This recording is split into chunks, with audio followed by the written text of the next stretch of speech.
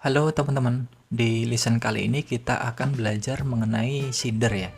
Jadi seeder itu adalah fitur Laravel untuk mengisi database dengan data awal secara otomatis melalui kode program ya. Nah, digunakan untuk apa sih seeder ini?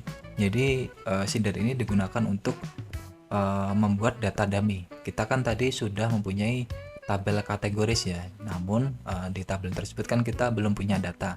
Nah, kita ingin buat sebuah data dummy untuk mengisi tabel kategoris tersebut. Jadi nanti ketika kita buat sebuah seeder kategori, ketika dijalankan nanti kita akan isi tabel kategoris tersebut.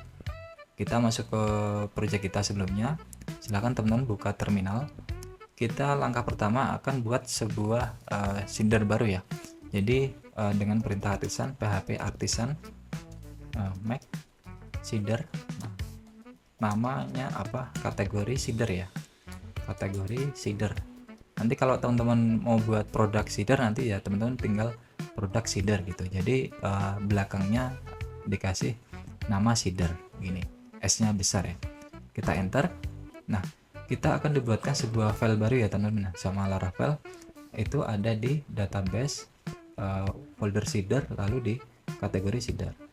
Nah, di dalam sini kita fokus ke function run teman-teman. Jadi di function run kita akan buat sebuah array ya. Jadi array nanti itu datanya akan kita masukkan ke data tabel kategori ini. Nah, contoh ya, kita buat sebuah variable dengan nama kategoris gini, lalu kita isi dengan teknologi, lalu ada kesehatan, lalu ada olahraga, lalu ada makanan. Nah, gini ya, makanan, kita tutup. Nah, setelah kita buat sebuah array ya, di bawahnya kita akan looping ya temen ya. Looping menggunakan apa? Menggunakan for each. Nah, for each begini, lalu kita for each dari ini, dari array kategoris s title ya, title buka kurung, kita panggil modelnya teman, model dari kategori, lalu kita buat sebuah create. Nah, gini, create. Di sini kita gunakan title ya tadi ya, title sama dengan variable title. Nah, seperti ini. Oke, kita tutup. Nah, jangan lupa teman-teman impor model kategori di dalam sini. Jadi use add model kategori. Nah, gini ya, sip. Kita udah selesai buat seedernya. Nah, teman-teman bisa ada dua metode. Teman-teman nanti ketika menjalankan seeder itu nanti bisa langsung lewat sini, lewat kategori seeder, atau kita daftarkan dulu di database seeder.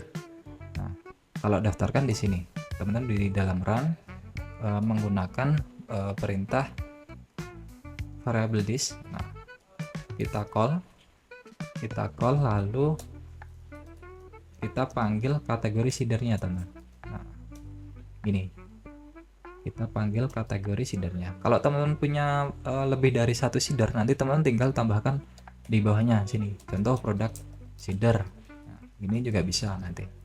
Jadi teman-teman lebih enak ya kalau langsung didaftarkan di database seeder.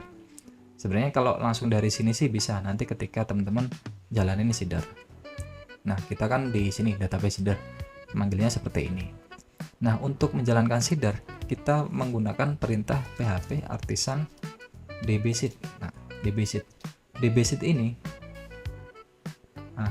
ini, ini itu otomatis akan menjalankan seeder ini, database seeder ini teman-teman. Cuma nanti kalau teman-teman pengen tidak melalui database seeder, teman-teman juga bisa melalui kategori seeder langsung. Tapi nanti perintahnya ditambahin ini, kelas, nama seedernya apa? Kategori seeder. Nah, ini juga bisa, nanti teman-teman juga bisa menjalankan seeder secara manual seperti ini.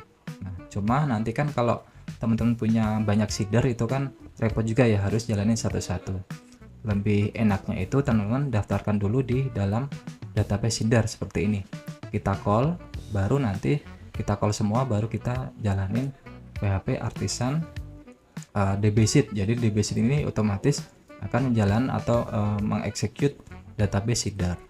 Kita enter, kita lihat hasilnya. Oke, sebentar, database seeder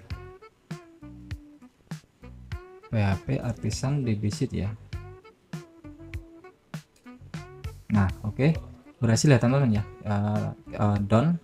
Kita cek di database apakah dia sudah masuk datanya. Kita refresh. Oke, teman-teman bisa lihat ya, di sini titelnya ada teknologi kesehatan olahraga dan makan. Ini sesuai cocok dengan data yang kita buat di dalam kategori seeder ini. Jadi seperti itu ya teman-teman ya. Jadi fungsi seeder di sini adalah untuk membuat data dummy ketika kita melakukan development sebuah project ya.